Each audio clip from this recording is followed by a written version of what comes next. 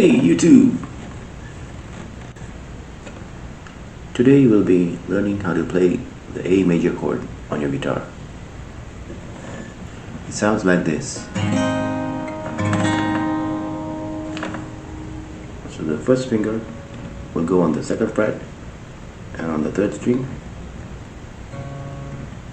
and the second finger will go on the second fret as well and on the fourth string, and your third finger will go on the second string on the second fret.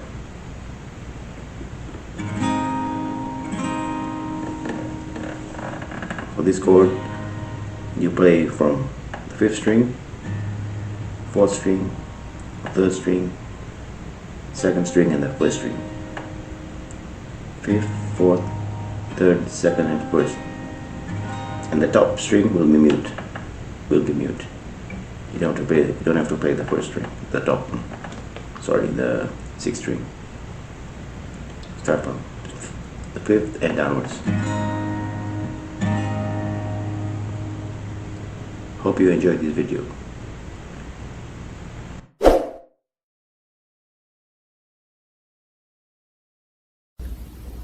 Thanks for watching this video.